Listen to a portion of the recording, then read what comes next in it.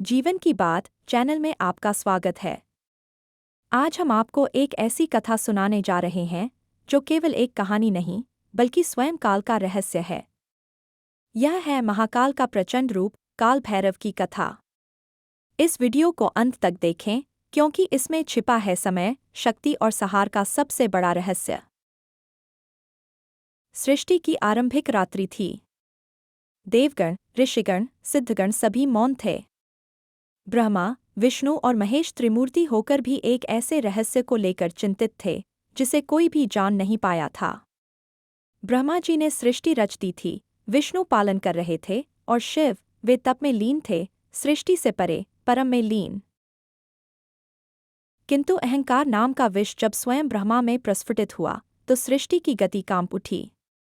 ब्रह्मा जी ने घोषणा कर दी, मैं ही सर्वोच्च हूँ, शिव से भी श्रेष्ठ, क्योंकि मैंने सृष्टि की रचना की है।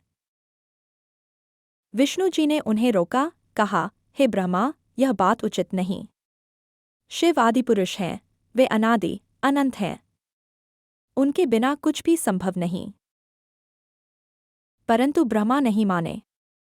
उन्होंने अपने एक मुख से विष्णु को अपमानित किया और दूसरे मुख से शिव के लिए कटु वचन कहे। वह घड़ी ही सृष्टि के संतुलन को डगमगाने वाली थी। उस समय शिव शांत थे, लेकिन उनकी तीसरी आंख के भीतर एक ज्वाला जन्म ले रही थी। और जब वह ज्वाला भड़की तो प्रकट हुआ एक रूप, अग्नि समान, काला, रुद्र, विकराल। उसकी जटा से बिजली फूट रही थी, नेत्रों से आग बरस रही थी और हाथ में त्रिशूल था जो समय को चीर दे। वह थे काल भैरव। जैसे ही काल भैरव प्रकट हुए, ब्रह्मा के पांचों मुखों में से एक मुख की ओर वे अग्रसर हुए। उनका रौद्र रूप देखकर संपूर्ण ब्रह्मांड कांप उठा। ब्रह्मा कंपक पाए, किंतु देर हो चुकी थी। काल भैरव ने अपने नखों से ब्रह्मा का वह मुख अलग कर दिया जो अहंकार से भरा था। चारों दिशाओं में खून की ज्वाला फैल गई। देवगण भयभीत हो गए। सृष्टि थम गई। और तभी एक आवाज गूंजी, भैरव, तुमने ब्रह्महत्या की है। अब तुम्हें उस पाप से मुक्ति तभी मिलेगी जब स्वयं शिव तुम्हें क्षमा करें। भैरव मौन रहे, उनका चेहरा शांत था। लेकिन उन्होंने शिव की आज्ञा के बिना ब्रह्मा का मुख नहीं हटाया था। फिर भी उन्होंने अपने कंधे पर उस कपाल को उठा लिया और एक भिक्षुक का वेश धारण कर पूरी सृष्टि में भिक्षाटन करना शुरू किया। जब काल भैरव ने ब्रह्मा का एक मुख काटा और वह कपाल उनके हाथ में चिपक गया, तब उन्होंने अपने रूप को शांत कर स्वयं को भिक्षुक बना लिया।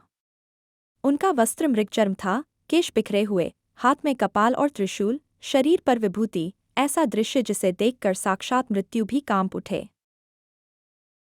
अब काल भैरव ब्रह्महत्या के दोष से मुक्ति पाने के लिए भिक्षाटन यात्रा पर निकले। वे एक एक द्वार पर पहुंचे, देवताओं के, ऋषियों के और यहाँ तक कि पाताल के नागों के भी। पर हर जगह उन्हें केवल भय और अवमानना ही मिली। देवताओं ने अपने अपने लोकों के द्वार बंद कर दिए। यह पापी कौन है जो ब्रह्मा का सिर लिए घूम रहा है, वे बोले। किसी ने नहीं पहचाना कि यह वही है जो काल का स्वामी है।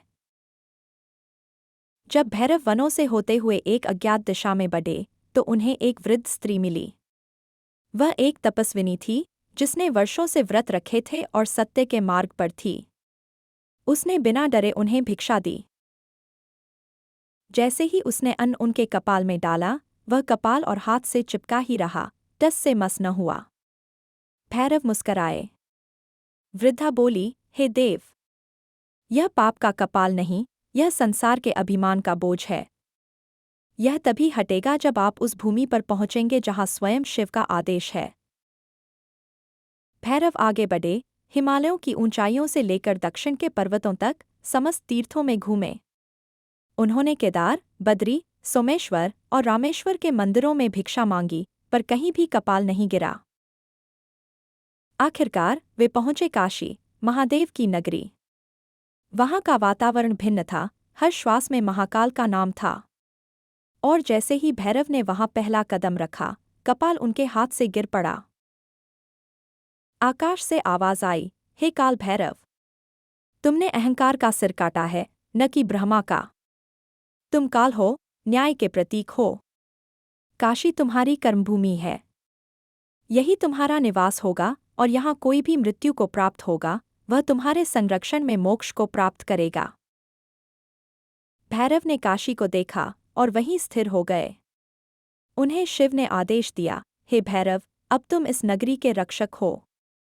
काशी में तुम्हारे बिना कोई भी जीव मेरी शरण नहीं पा सकता। तुम कोतवाल हो काशी के। तभी से काल भैरव को काशी का रक्षक कहा जाने लगा। उनका एक रूप विनम्र है, भक्तों को भिक्षा देने वाला, और दूसरा रूप विकराल, न्याय करने वाला, असत्य और पाप को नष्ट करने वाला। और तभी से हर भक्त जो काशी आता है वह सबसे पहले काल भैरव के दर्शन करता है, क्योंकि शिव तक पहुंचने का मार्ग काल भैरव से होकर ही जाता है। जब भैरव काशी में स्थिर हुए तो एक नई ऊर्जा सृष्टि में प्रवाहित हुई। लोगों को लगा जैसे न्याय का वास्तविक स्वरूप अब साकार हुआ है। मृत्यु भय नहीं रही, क्योंकि अब मृत्यु के द्वार पर काल भैरव स्वयं खड़े थे। लेकिन भैरव केवल एक नहीं थे, उनके 8 रहस्यमय रूप प्रकट हुए। असितांग भैरव, जिनके शरीर का रंग गहरा नीला है और जो अग्नि की तरह असत्य को भस्म कर देते हैं। रुद्र भैरव, जो तांडव करते हैं जब अधर्म सीमा लांघ जाए। चंड भैरव, जिनकी एक दृष्टि से ही दुष्टों की आत्मा कांप उठे। क्रोध भैरव, जो न्याय के समय क्रोध रूप में प्रकट होते हैं। उन्मत्त भैरव, जो योगियों को दिव्य ज्ञान देते हैं। कपाल भैरव, जो तंत्र के रक्षक हैं। भीषण भैरव, जो मृत्यु के समय जीवात्मा का परीक्षण करते हैं। सहार भैरव, जो सहार के देवता हैं, सृष्टि के अंत में प्रकट होने वाले। इन 8 रूपों को अष्ट भैरव कहा गया।